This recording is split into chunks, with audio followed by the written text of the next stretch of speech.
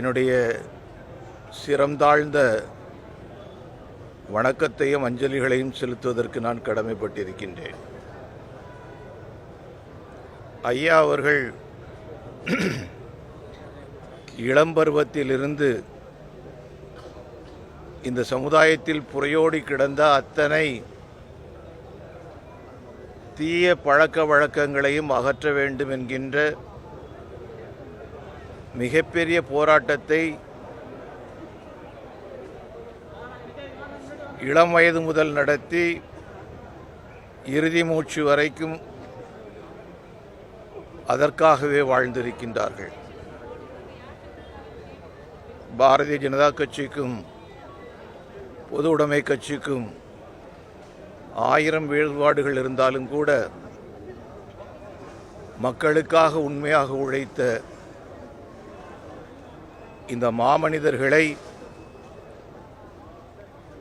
எல்லா பாகுபாடுகளுக்கும் அப்பாற்பட்டு போற்றி வணங்குவது நம்முடைய கடமை. ஐயா அவர்கள் பணகுடியில் அருகாமையில் பிறந்தவர். பணகுடி பகுதியில் 4 வழிச்சாலை பணிகள் முடிக்கப்பட்டு அதில் விபத்துகள் தொடர்ந்து நடைபெற்று கொண்டிருந்தன. அப்போது அந்த இடத்திலே ஒரு மேம்பாலம் கட்ட வேண்டும் என்று என்னுடைய மனதிலும் எழுந்தது. அதே நேரத்திலே ஐயாவினுடைய மனதிலும் எழும்பியிருக்கின்றது. ஐயா அவர்கள் ஒரு கடிதத்தை கொடுத்து அனுப்பினார்கள். ஒரு மேம்பாலம் கட்ட வேண்டும் என்று. பொது உடைமை கட்சியைச் சேர்ந்த சகோதரர்கள் அதை கொண்டு வந்தார்கள்.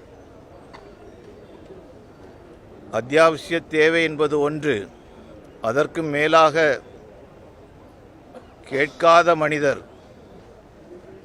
எதையும் தனக்கென்று விரும்பாத ஒரு மனிதர்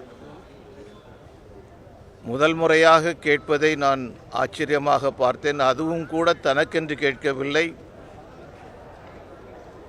மக்களை காப்பதற்காக கேட்டார். எனவே உடனடியாக சிறப்பு நிதி ஒதுக்கப்பட்டு ஒரு பாலம் அல்ல 2 மேம்பாலங்களுக்கு அடிக்கல் நாட்டப்பட்டு, அந்த அடிக்கல் நாட்டு விழாவிலே அன்று நான் பேசியது இன்றும் எனக்கு நினைவிருக்கின்றது.